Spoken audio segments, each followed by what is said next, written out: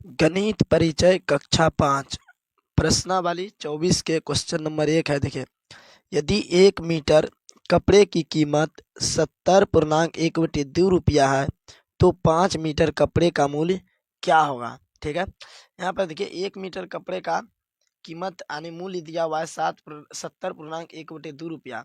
तो यहाँ पर 5 कपड़े का मूल्य पूछ रहा है। ठीक है, तो चलिए यहाँ पर 5 कपड़े का मूल्य निकालते हैं। तो क्वेश्चन में क्या बोला, 1 मीटर कपड़े का मूल्य। तो यहाँ पर लिखेंगे चूंकि क्वेश्चन नंबर 1, चूंकि 1 मीटर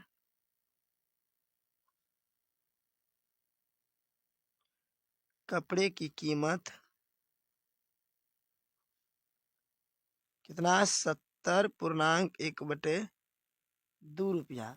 ठीक है, चूंकि 1 मीटर कपड़े की कीमत 70.1/2 रुपया है, इसलिए कितना मीटर कपड़ा का दाम पूछ रहा है, 5 मीटर।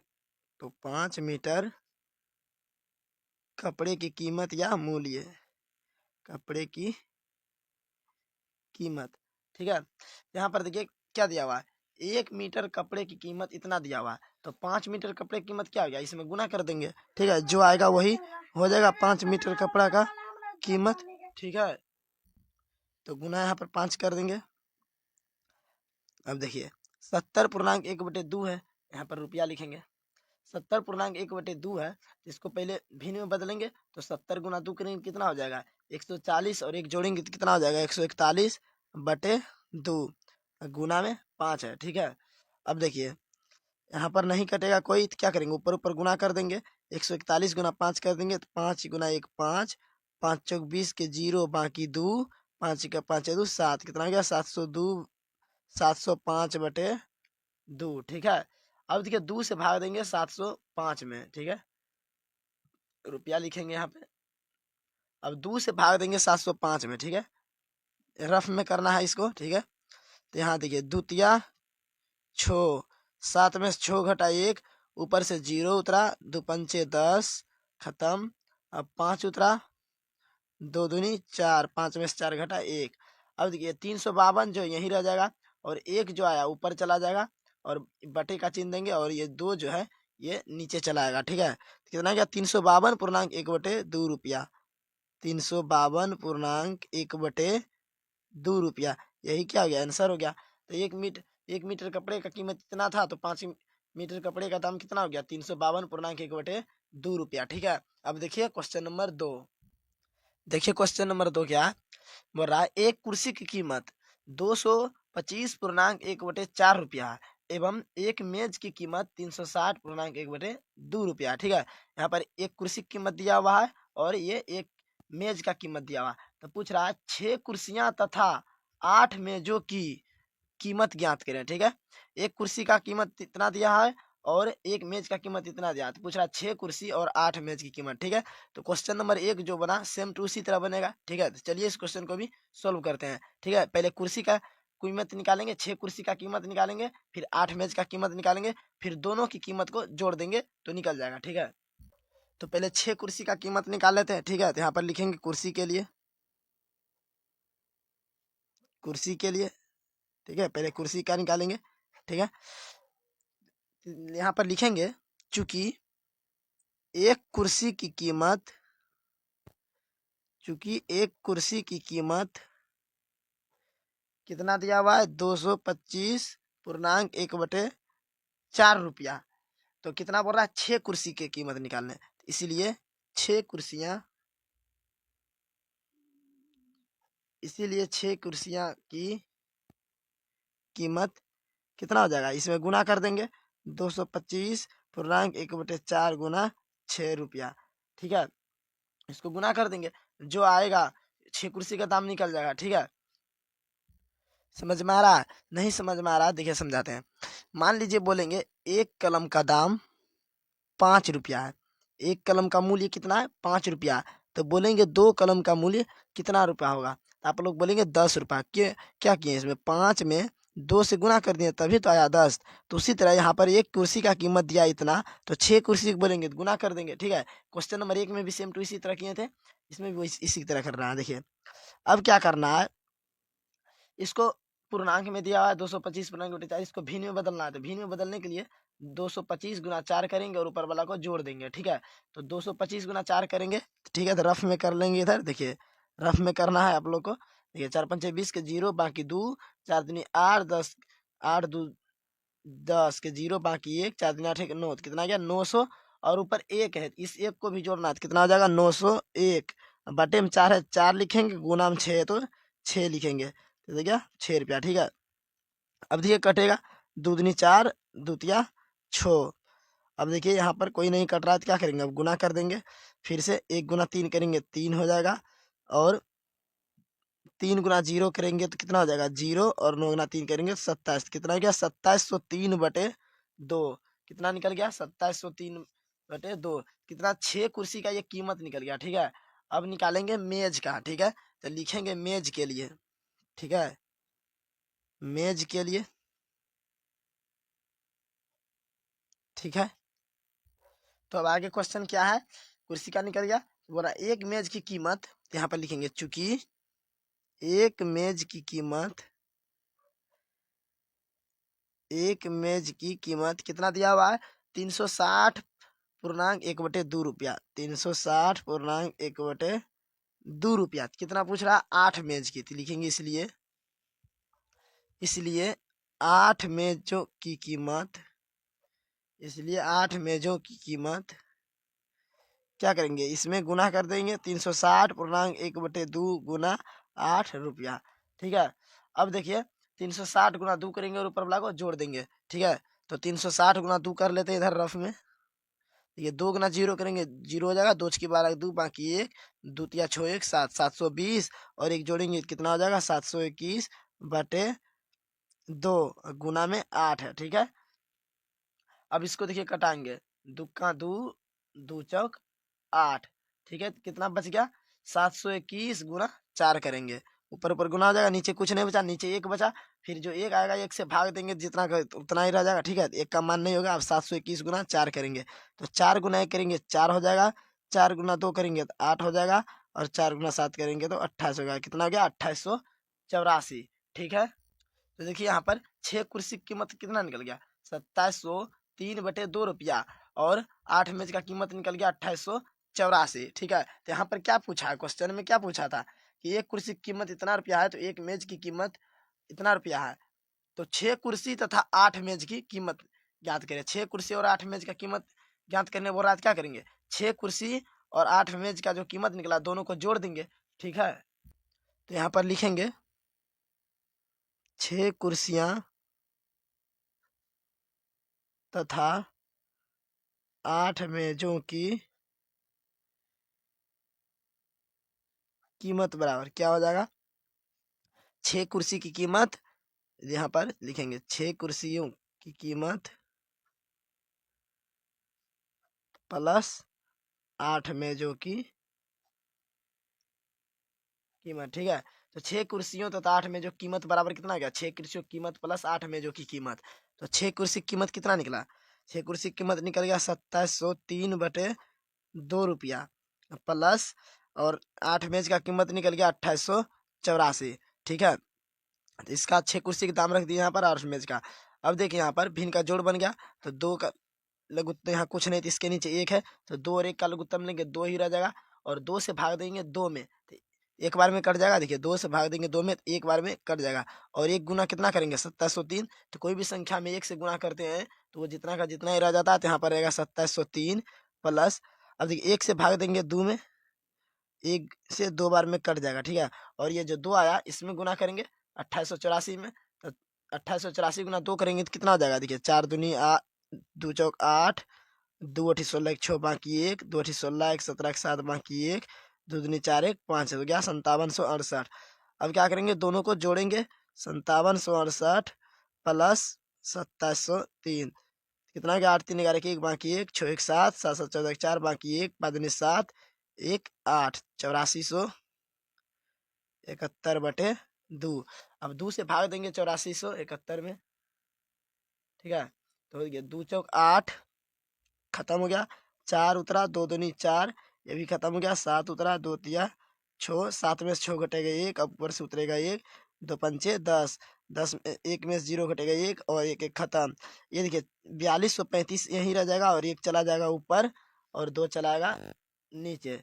ठीक है, कितना हो गया 4235/1/2। तो यहाँ पर लिखेंगे 4235/1/2 यही आंसर हो गया। 6 की उसकी कीमत तथा 8 मेज की कीमत हो गया 4235/1/2 ठीक है।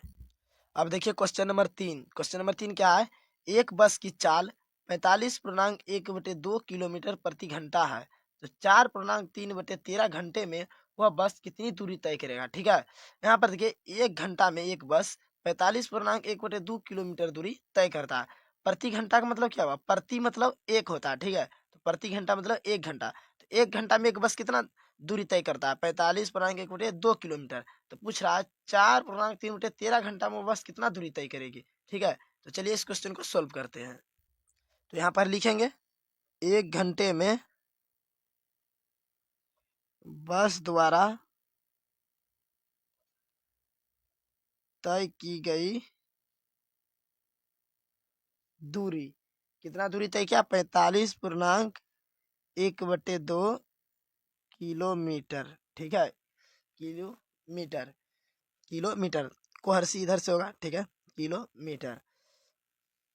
तो कितना पूछ रहा है यहाँ पर 4/3/13 घंटा में, तो लिखेंगे 1 घंटा में ये था, तो यहाँ पर लिखेंगे इसलिए 4/3/13 घंटा में 1 घंटे में बस द्वारा तय की गई दूरी। 4/3/13 घंटा में बस द्वारा तय की गई दूरी कितना हो जाएगा। तो देखिए 1 घंटा में इतना दूरी तय कर रहा है 45/1/2 किलोमीटर, तो 4/3/13 घंटा में कितना करेगा, ये गुना कर देंगे इसमें। ठीक है, 4/3/13। ठीक है, मान लीजिए एक छोटा सा उदाहरण देते हैं। मान लीजिए बोलेंगे 1 घंटा में एक बस 5 किलोमीटर जाता है, तो 2 घंटा में कितना चल जाएगा 10 किलोमीटर। कैसे हुआ कि इसमें 2 जो घंटा था इसमें गुना कर दिए 5 गुना 2, तभी तो 10 किलोमीटर गया। ठीक है, तो इसी तरह यहाँ पर करेंगे। ठीक है, 1 घंटा में जा रहा है तो इतना 4/3/13 घंटा में जाएगा, तो इसको गुना कर देंगे, यहाँ पर हो जाएगा किलोमीटर।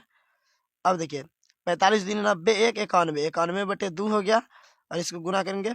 ठीक है, 4 गुना 13 करेंगे, तो 13 चूंकि 52 हो गया, 52/3=55। कितना हो गया 52/3=55, 55/13।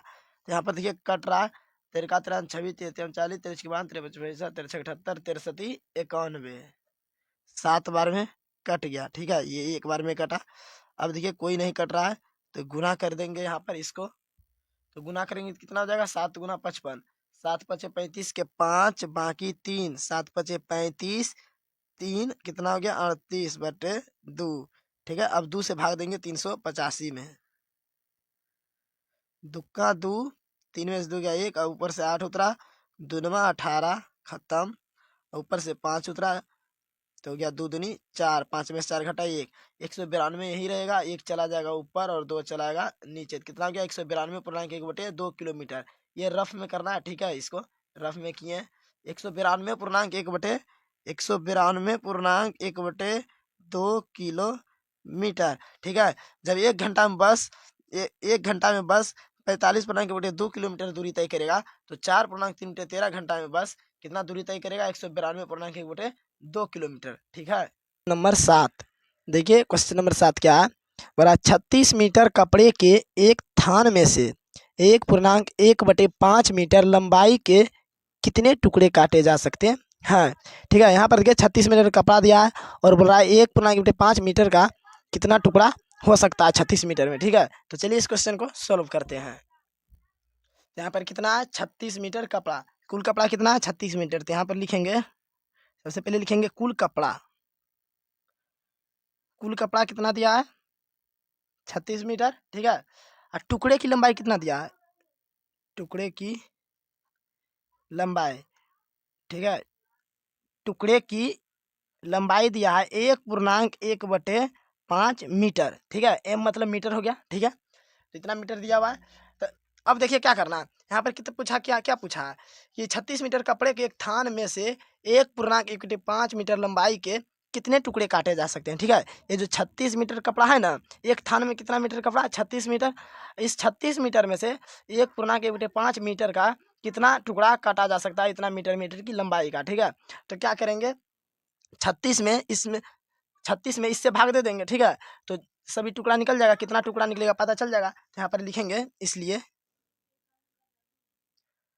टुकड़े की संख्या, किसकी टुकड़े की संख्या, कपड़े, कुल कपड़े टुकड़े की संख्या। ठीक है, तो इसलिए टुकड़ों की संख्या, टुकड़ों होगा यहाँ पर, टुकड़ों की संख्या क्या करेंगे, 36 जो है ना, 36 है 1.1/5 से 1.1/5 से भाग दे देंगे 36 में। ठीक है, 1.1/5 से भाग देंगे किस में, 36 में। ठीक है, तो कुल टुकड़ों की संख्या निकल जाएगा। ठीक है, जो कपड़ा का टुकड़ा होगा उससे निकल जाएगा। देखिए 36 है, 36 लिखेंगे, भाग है इसको पहले बदल लेते हैं भिन्न में, 1 × 5 करेंगे तो 5, 1 6/5 हो गया।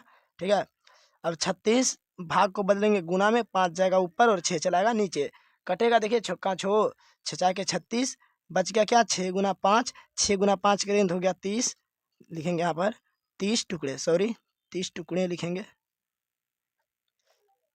30 टुकड़े। ठीक है, तो 36 मीटर कपड़े में इतना मीटर के कितने टुकड़े निकलेंगे, 30 टुकड़े निकलेंगे। ठीक है, तो यहाँ पर लिखेंगे कुल कपड़ों की टुकड़ों की संख्या कितना हो गया, 30। ठीक है, अब आगे देखिए क्वेश्चन नंबर 8। देखिए हमारा क्वेश्चन नंबर 8 क्या है, देखिए क्वेश्चन नंबर 8 बोल रहा है 2000 रुपया को रुपेश, भूपेश और प्रशांत के बीच इस प्रकार बांटा गया है कि भूपेश को कुल राशि का 3/10 भाग तथा प्रशांत को कुल का 1/5 भाग मिलता है, तो रुपेश को कितनी राशि मिली। यहाँ पर देखिए 2000 रुपया है। ठीक, उसमें से देखिए भूपेश को कुल राशि का 3/10 भाग मिलता है, यानी कुल राशि कितना, 2000 का 3/10 भाग मिलता है, और इसमें 2000 का 1/5 भाग मिलता है। तो रुपेश को कितनी राशि मिला ये पूछ रहा है। ठीक है, तो चलिए इस क्वेश्चन को भी सोल्व करते हैं। यहाँ सबसे पहले लिखेंगे कुल राशि। ठीक है, कुल राशि कितना दिया हुआ है, 2000। ठीक है, तो कुल राशि 2000 दिया है, और अब लिखेंगे, तो यहाँ पर देखिए सबसे पहले कुल राशि 2000 है ना। ठीक है, क्वेश्चन में देखिए क्या बोल रहा है, देखिए यहाँ पर 2000 रुपया को यानी इस प्रकार बांटा है, रुपेश, भूपेश और प्रशांत, ये तीनों के बीच इस प्रकार बांटा है कि भूपेश को कुल राशि का 3/10 भाग मिला और प्रशांत को कुल राशि का 1/5 भाग मिला। तो बोल रहा है रुपेश को कितना मिला ये पूछ रहा है। तो क्या करेंगे, पहले भूपेश को कितना राशि मिला निकाल लेंगे, और प्रशांत को कितना राशि मिला निकाल लेंगे, दोनों के निकाल के दोनों को जोड़ देंगे, जो आएगा 2000 में घटा देंगे, तो जो बचा होगा तो किसको मिला होगा, रुपेश को मिला होगा। ठीक है, तो इन दोनों को पहले निकाल लेते हैं, भूपेश और प्रशांत को। तो यहाँ पर लिखेंगे रुपेश को मिली प्राप्त राशि। ठीक है, वाट का चिन्ह देंगे क्योंकि इसको निकालना है। ठीक है, इसको निकालना है यहाँ पर। अब देखिए क्या करेंगे, पहले भूपेश को कितना मिला वो निकलेंगे, लिखेंगे भूपेश को मिला कुल राशि। ठीक है, तो भूपेश को मिला कुल राशि कैसे पता चलेगा, तो यहाँ पर क्या था, ठीक है यहाँ पर नीचे बराबर लिखते हैं, आप लोग यहाँ पर लिख लीजिएगा, जगह कम है। देखिए क्या है, भूपेश को कुल राशि का 3/10 भाग मिला, कुल राशि का, तो कुल कितना 2000, कुल राशि का 3/10, यहाँ पर लिखेंगे कुल राशि कितना है, तो 2000, तो लिखेंगे 2000 का 3/10, 2000 का कितना भाग मिला, 3/10 भाग मिला। ठीक है, तो इसको देखिए अब सोल्व करेंगे, 2000 का मतलब क्या होगा, गुना 3/10 है, 10 लिखेंगे। देखिए 1 0 कटा देंगे, यहाँ पर 1 0 कटा देंगे, बच गया क्या 200 और 3, तो 200 गुना 3 करेंगे तो हो जाएगा 600। तो ये भूपेश को मिला कुल राशि कितना मिला, 2000 में से भूपेश को कितना रुपया मिला, 600 रुपया मिला। ठीक है, अब निकालेंगे किसके लिए, प्रशांत को। तो प्रशांत को देखते हैं कितना मिला, देखिए प्रशांत को मिला कुल राशि, तो प्रशांत को कितना मिला, यहाँ पर बोल रहा है प्रशांत को कितना, कुल का 1/5 भाग, तो कुल कितना है 2000 रुपया है, कुल 2000 का 1/5 भाग मिला। ठीक है, तो इसको भी पहले सोल्व कर लेते हैं, यहाँ पे 2000 का मतलब गुना 1/5। 5 से देखिए कट जाएगा, पहले 5 चौक 20 कटा लेते हैं, 5 चौक 20, ठीक है। तो 2 जीरो बच गया 400, यानी 400 बार में कट गया, ठीक है। 5 गुना 400 करेंगे 2000 देगा, ठीक है। तो 400 बार में कट गया, तो 400 गुना ये करेंगे ऊपर 400 हो जाएगा, ठीक है। तो प्रशांत को कुल राशि कितना मिला? 400 मिला 2000 में से कितना, ठीक है। 2000 में से भूपेश को 600 मिला और प्रशांत को 400 मिला। तब बोल रहा है 3 आदमी था ना, एक रुपेश था, तो बोला उसको कितना मिला, तो उसको उसके बारे में पूछ रहा है। तो क्या करेंगे, पहले इन दोनों को जोड़ देंगे, टोटल कितना मिला 600 और 400, टोटल 1000 मिला। अब 2000 में से 1000 घटा देंगे, जो बचा होगा तो रुपेश को मिला, ठीक है। तो चलिए घटा देते हैं इन दोनों को पहले जोड़ के। तो यहाँ पर लिखेंगे अतः अतः रुपेश को मिली कुल राशि, तो बराबर में क्या करेंगे, भूपेश की राशि प्लस प्रशांत की राशि, यानी भूपेश की मिली कुल राशि और प्रशांत को मिला कुल राशि। दोनों क्या करेंगे, जोड़ के घटा देंगे, जो बचेगा इसको मिल जाएगा, ठीक है। तो देखिए भूपेश को कितना मिला था 600 और प्रशांत को कितना मिला था 2000 का 1/5 भाग, तो कितना आया था 400, यानी 400। तो इन दोनों को जोड़ेंगे, कितना हो जाएगा 1000, कितना हो गया 1000, ठीक है। देखिए अब 2000 में से घटा देंगे, सॉरी यहाँ पर 2000 लिखेंगे, यहाँ पर 2000 लिखेंगे ना, 2000 माइनस, इन दोनों को ब्रैकेट में रखेंगे, ठीक है, क्योंकि इसके बाहर माइनस है, तो इन दोनों को जुट के पहले घटेगा। दो कुल राशि कितना था 2000, तथा रुपेश को मिली कुल राशि क्या करेंगे 2000 में से इन दोनों को जोड़ के, जो भूपेश को मिला और प्रशांत को मिला, दोनों को जोड़ के क्या करेंगे 2000 में घटाएंगे, तभी तो तीसरा को मिल जाएगा। इन दोनों को मिल गया तो दोनों को जोड़ के जो कुल राशि है उसमें घटा देंगे, तो जो तीसरा बचा रुपेश उसको ऑटोमेटिक आ जाएगा, मिल जाएगा कितना मिला उसको, ठीक है। यहाँ पर कितना था 2000 माइनस, ठीक है। यहाँ पर लिखेंगे 2000 माइनस, ठीक है। यहाँ पर 2000 माइनस का चिन्ह देंगे, 2000 माइनस 2000 माइनस, कितना बचा 2000 में से 1000 घटाएंगे तो 1000। तो अतः रुपेश को मिली कुल राशि कितना मिल गया 1000 मिल गया, ठीक है। क्वेश्चन नंबर 4, देखिए क्वेश्चन नंबर 4 क्या है, बोला एक विद्यालय में 600 विद्यार्थी है, अगर किसी दिन 2/15 भाग अनुपस्थित है तो उस दिन उपस्थित विद्यार्थियों की संख्या ज्ञात करें, ठीक है। एक विद्यालय में 600 विद्यार्थी है और किसी दिन यानी कोई दिन 2/15 भाग विद्यार्थी के अनुपस्थित है, तो टोटल उपस्थित विद्यार्थियों की संख्या पूछ रहा है, ठीक है। तो चलिए इस क्वेश्चन को सोल्व करते हैं। देखिए क्वेश्चन में क्या है, एक विद्यालय में 6 से विद्यार्थी है, तो लिखेंगे विद्यालय में यानी स्कूल में, विद्यालय में कुल विद्यार्थी, विद्यालय में कुल विद्यार्थी या कुल विद्यार्थियों की संख्या कितना है 600 और उपस्थित भाग कितना है, अनुपस्थित भाग, सॉरी अनुपस्थित भाग, अनुपस्थित भाग कितना है, अनुपस्थित भाग विद्यार्थियों की संख्या 2/15, ठीक है। तो यहाँ पर बोल रहा है कि उपस्थित विद्यार्थियों की संख्या कितनी है, तो यहाँ पर लिखेंगे इसलिए उपस्थित, उपस्थित मतलब प्रेजेंट, जो जो आया है, उपस्थित विद्यार्थियों की संख्या। तो उपस्थित विद्यार्थियों की संख्या कैसे निकलेगा, देखिए कुल विद्यार्थी 600 है और 600 है और अनुपस्थित 2/15 भाग है, तो उपस्थित विद्यार्थी जितना उसमें अनुपस्थित अनुपस्थित विद्यार्थियों की संख्या घटा देंगे, जो होगा निकल जाएगा। तो 600 घटाएंगे कौन जी, अनुपस्थित विद्यार्थियों की संख्या, ठीक है।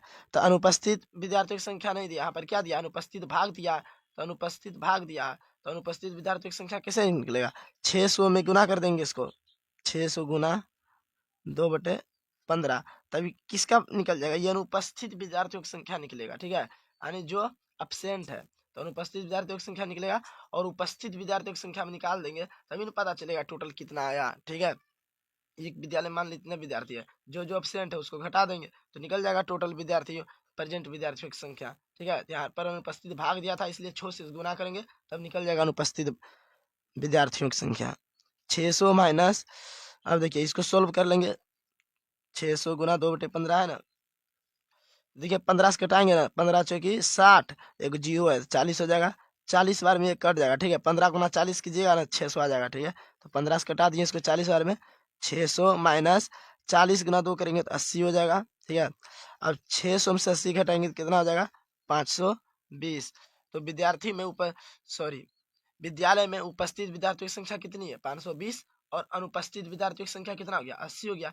इतना अनुपस्थित था और इतना प्रेजेंट है। 600 विद्यार्थी था कुल, उसमें से 80 एब्सेंट था, अनुपस्थित था, और 520 प्रेजेंट था। ठीक है, उपस्थित था, इतना एब्सेंट था। ठीक है, अब आगे देखिए क्वेश्चन नंबर 5। देखिए 5 नंबर क्या बोला, एक आयताकार खेत का क्षेत्रफल कितना वर्ग मीटर होगा। खेत कैसा आयताकार, आयत जैसा खेत है, उसकी लंबाई 45.1/9 मीटर, लंबाई दिया है 45.1/9 मीटर, तथा तथा चौड़ाई 9.9/14 मीटर दिया है। तो क्या पूछ रहा है पर एक आयताकार खेत का क्षेत्रफल कितना वर्ग मीटर होगा, यानी आयताकार खेत का क्षेत्रफल पूछ रहा है।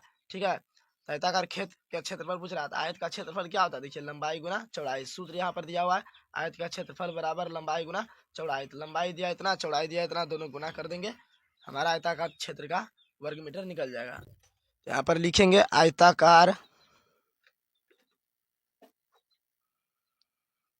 खेत की लंबाई, आयताकार खेत की लंबाई। ठीक है, आयताकार खेत की लंबाई कितना दिया है 69.1/3 मीटर, 45 है, 45.1/9 मीटर, 45.1/9 मीटर तथा तथा आयताकार खेत की चौड़ाई हो जाएगा। ठीक है, चौड़ाई शॉर्टकट में इसे करके लिखते हैं, चौड़ाई 9.9/14 मीटर। ठीक है, लंबाई को इंग्लिश में एल भी बोलते हैं और चौड़ाई को इंग्लिश में बी बोलते हैं। ठीक है, और लंबाई को शॉर्टकट में हिंदी में ऐसे लिखा जाता है और चौड़ाई को शॉर्टकट में ऐसे लिखा जाता है। ठीक है, तो 9.9/14 मीटर हो गया। तो किसका क्षेत्रफल निकालना, आयताकार खेत का, खेत कैसा होगा आयत जैसा, तो लिखेंगे आयताकार खेत का क्षेत्रफल, आयताकार खेत का क्षेत्रफल, क्षेत्रफल को शॉर्टकट में ऐसे लिखा जाता है। ठीक है, तो क्षेत्रफल क्या होता है, लंबाई गुना चौड़ाई होता है। आयत का क्षेत्रफल का सूत्र क्या होता है, लंबाई गुना चौड़ाई।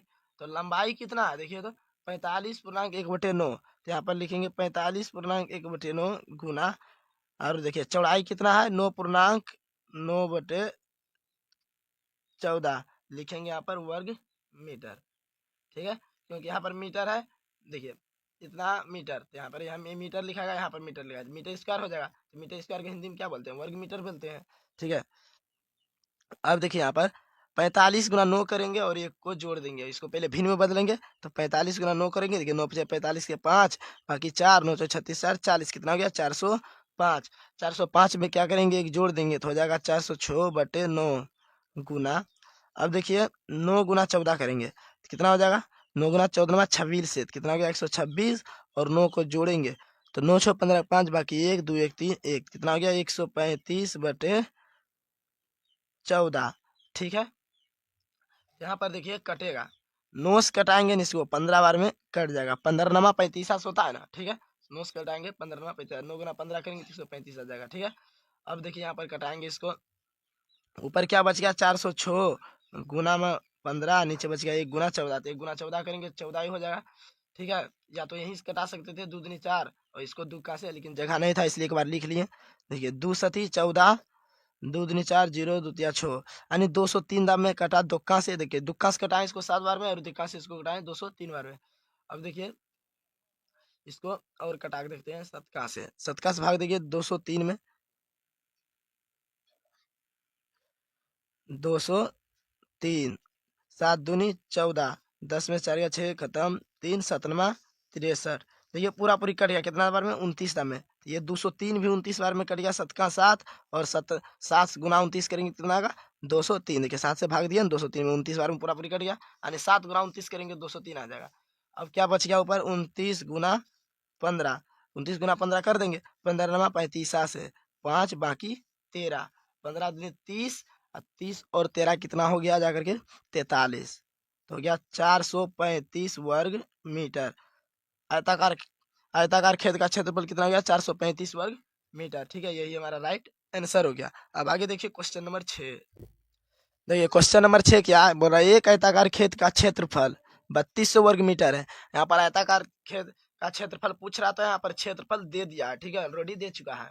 फिर बोला यदि उसकी लंबाई 69.1/3 मीटर हो तो उसकी चौड़ाई ज्ञात करें। यहाँ पर पहले से क्षेत्रफल दे दिया है और लंबाई दे दिया, तो कौन सी पूछ रहा है, आयत की चौड़ाई। यहाँ पर देखिए सूत्र दिया, आयत की चौड़ाई बराबर कितना होता है, क्षेत्रफल भाग लंबाई, यानी क्षेत्रफल भाग का मतलब क्या हुआ, बटे होगा, क्षेत्रफल बटे लंबाई, वही हो गया क्षेत्रफल भाग लंबाई। यहाँ पर सूत्र दिया हुआ, इसी सूत्र पे बनाएंगे, ठीक है। चलिए इस क्वेश्चन को भी सोल्व करते हैं। क्वेश्चन नंबर 6 है, तो यहाँ पर सबसे पहले लिखेंगे जो दिया है, क्या दिया है, एक आयताकार खेत का क्षेत्रफल। तो यहाँ पर लिखेंगे आयताकार खेत का क्षेत्रफल, आयताकार खेत का क्षेत्रफल कितना दिया है, 3200 वर्ग मीटर, ठीक है। वर्ग मीटर का मतलब क्या, मीटर स्क्वायर। और देखिए यहाँ पर दिया है कि आगे क्या दिया है, यदि उसकी लंबाई 69.1/3 मीटर हो, किसकी लंबाई, आयताकार खेत की लंबाई, यानी आयताकार खेत की लंबाई कितना, 69.1/3 मीटर, ठीक है। तो क्या पूछ रहा है, उसकी चौड़ाई, किसकी चौड़ाई, आयताकार खेत की चौड़ाई। तो लिखेंगे आयताकार खेत की चौड़ाई। क्या करना है, आयताकार खेत की चौड़ाई हमको निकालना है, ठीक है। तो यहाँ पर निकालना है, वाट का चिन्ह देंगे, निकालना है। तो सूत्र बैठाएंगे, आयताकार खेत की चौड़ाई बराबर, या आयत की चौड़ाई बराबर, कुछ भी लिख सकते हैं, आयत की चौड़ाई लिखे, आयताकार खेत की चौड़ाई, क्योंकि खेत कैसा, आयत ही जैसा है। आयताकार खेत की चौड़ाई बराबर क्षेत्रफल भाग लंबाई। क्षेत्रफल, ये क्षेत्रफल कितना है, 3200 वर्ग मीटर। तो यहाँ पर लिखेंगे 3200 भाग लंबाई कितना, 69.1/3, 69.1/3, 3200 भाग, अब ये इसको भिन्न में बदलेंगे, तो पहले इन दोनों को गुना करेंगे और ऊपर वाला को जोड़ेंगे, तो 69 × 3 करेंगे इधर रफ में, 3×7 के 7, बाकी 2 छती 18, 2 20, कितना हो गया 207, और एक जोड़ेंगे कितना हो जाएगा 208, बटे में 3, तो 3 लिखेंगे। अब देखिए 3200 भाग को बदलेंगे गुना में, तो 3 कहाँ चला जाएगा, ऊपर, और 208 चला आएगा नीचे, ठीक है। अब देखिए इसको कटाएंगे दुक्का से, दुक्का से कटाएंगे तो ये 104 बार में कटेगा, और ये 3200 है, 1600, ठीक है। एक बार इसको और लिख लेते हैं पहले, जगह नहीं है, 3/104। फिर देखिए कटाएंगे इसको, यहाँ पर 1600 बचा, और गुना में 3/104 बचा। फिर दूस कटाएंगे, देखिए 2×5 = 10, 2×5 = 10, और 2×2 = 4, 52 बार में कट गया, और ये देखिए 800 बार में कट गया, ठीक है। 800, 800×16 होता है। फिर देखिए दुक्का से कटाएंगे, ये 26 बार में कटा, और ये 400 बार में कटा। फिर दुक्का से कटाएंगे, ये 13 बार में कटेगा, और ये 200 बार में कटेगा, ठीक है। 200×400 होगा। ऊपर बच गया क्या, 200 और 3, तो 200×3 करेंगे तो कितना हो जाएगा 600। देखिए 2 × 6 और 2 जीरो, तो लास्ट में 2 जीरो बैठा देंगे, बटे में बच गया 13, ठीक है। अब 13 भाग देंगे 600 में, ठीक है, तो पूर्णांक में आ जाएगा आंसर। देखिए 13 भाग 600, 13×5 = 54, 13×5 = 65, तो 13×6 = 52 खिलाएंगे। तो यहाँ पर इससे एक पहचानेंगे, 10 हो जाएगा, 10 में से 2 गया 8, यहाँ पर बचा 5, 5 का खत्म, जीरो उतरा। अब 13×5 = 65 गया, 13×6 = 78, ठीक है। अब 10 में से 8 घटेगा 2, अब 7 में 7 खत्म, तो यहाँ पर देखिए 46 रह गया यहीं पे, और 2 जो बचा शेष ऊपर चला जाएगा, और 13 जो है भाजक, भाज्य, ये नीचे चला आएगा, ठीक है। ये जो भाज्य है यहाँ पर 13, ये कहाँ चलाएगा, नीचे। 46/2/13 हो गया, तो यहाँ पर लिखेंगे 46/2/13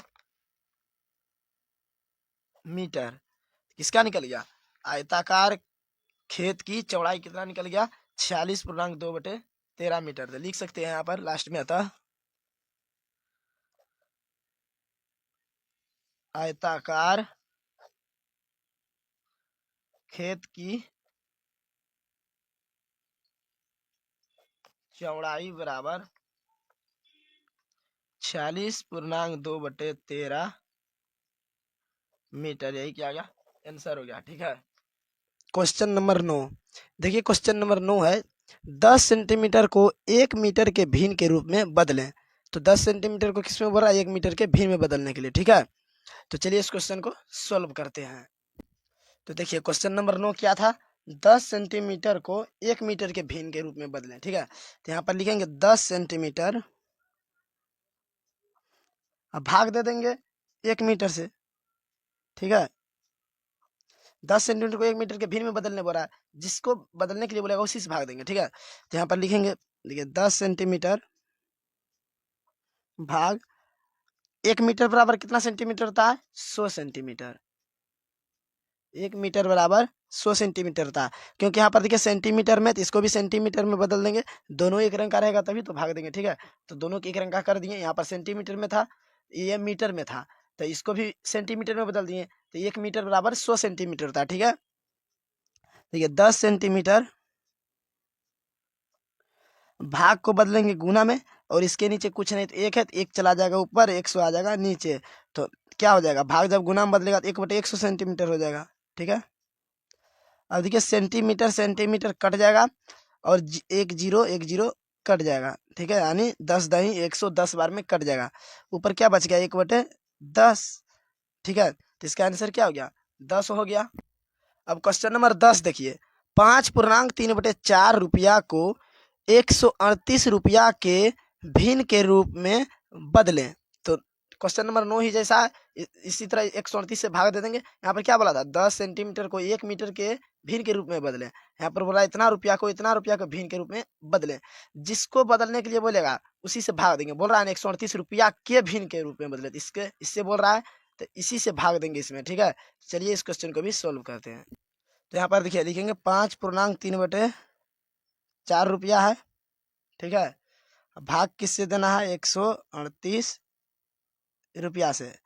तो सबसे पहले इसको भिन्न में बदल लेते हैं, 5 चौक 20, 20 3 23, 23/4 रुपया, भाग को बदलेंगे गुना में, यहाँ पर नहीं बदलेंगे, दोनों रुपया में है, यहाँ पर एक था मीटर में, एक था सेंटीमीटर में, इसलिए बदल दिए। यहाँ पर दोनों सेम टू एक रंग का है। ठीक है, तो बदलेंगे तो एक चला जाएगा ऊपर, 138 आ जाएगा नीचे, 138 रुपया हो जाएगा। ठीक है, यानी कि जब भाग गुना में बदलेगा तो 1/138 आ जाएगा। ठीक है, तो यहाँ पर देखिए कटेगा।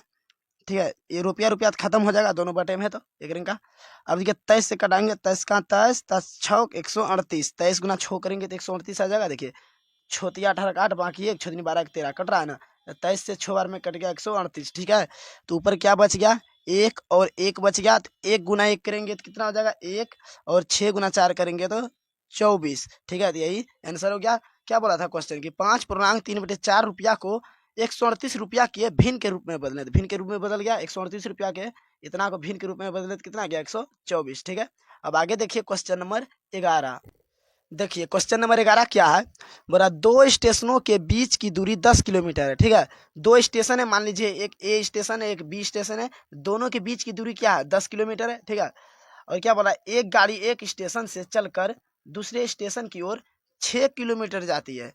2 स्टेशन के बीच की दूरी 10 किलोमीटर है, और एक गाड़ी एक स्टेशन से खुलता है, नहीं ए से खुलता है बी तक, आधे रास्ता में पहुंचता है, क्या कितना दूर तक, 6 किलोमीटर जाती है। दोनों स्टेशनों के बीच की कितना भाग तय करना अभी शेष है। ठीक है, आधा शेष, आधा तय किया है और अभी शेष बचा हुआ है, तो बोल रहा है दोनों स्टेशनों के बीच का कितना भाग तय करना भी शेष है। ठीक है, कितना भाग पूछ रहा है। ठीक है, तो चलिए इस क्वेश्चन को भी सोल्व करते हैं।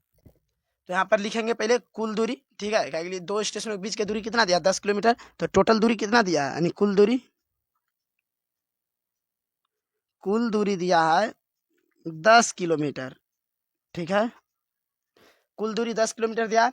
अब लिखेंगे तय की गई दूरी, क्योंकि एक गाड़ी स्टेशन से चलकर दूसरे स्टेशन की ओर 6 किलोमीटर तक गया था, तो तय की गई दूरी कितना हो गया, एक गाड़ी तय किया था, तय की गई दूरी, 6 किलोमीटर, तय कितना क्या, 6 किलोमीटर दूरी तय किया है। ठीक है, एक गाड़ी, तो शेष दूरी कितना बच गया जाने के लिए, तो लिखेंगे शेष दूरी। ठीक है, अभी शेष दूरी निकाल रहे हैं। ठीक है, तो देखिए कुल दूरी था 10 किलोमीटर और तय किया कितना है गाड़ी 6 किलोमीटर, तो शेष कितना बच गया 4 बच गया, 10 में से 6 को घटा देंगे। ठीक है, 10 किलोमीटर माइनस 6 किलोमीटर, तो कितना बच गया 4 किलोमीटर अभी और शेष बचा दूरी तय करने के लिए। ठीक है, तो इस शेष बचा, लेकिन यहाँ पर पूछ रहा है दोनों स्टेशनों के बीच का कितना भाग तय करना अभी शेष है। तो ठीक है, तो लिखेंगे शेष भाग बराबर, यहाँ पर शेष भाग पूछ रहा है। ठीक है, तो शेष भाग बराबर निकालने के लिए क्या करेंगे, शेष दूरी से भाग दे देंगे कुल दूरी में, शेष दूरी बटे कुल दूरी। जो शेष दूरी बचा है तय करने के लिए, यानी शेष में करेंगे 4 किलोमीटर बचा, यहाँ पर पूछा भी है कितना भाग तय करना अभी शेष है। शेष है 4 किलोमीटर और कुल दूरी कितना 10 किलोमीटर, तो शेष दूरी में भाग दे देंगे कुल दूरी से। ठीक है, तो शेष दूरी कितना बचा है 4 किलोमीटर और कुल दूरी कितना है 10 किलोमीटर। ठीक है, तो किलोमीटर किलोमीटर कट जाएगा, बच गया 4/10, इसको भी कटा देंगे, 2 दूनी 4, 2 पंचे 10, तो कितना भाग बच गया शेष दूरी तय करने के लिए, तो 2/5 भाग बच गया शेष दूरी तय करने के लिए। ठीक है।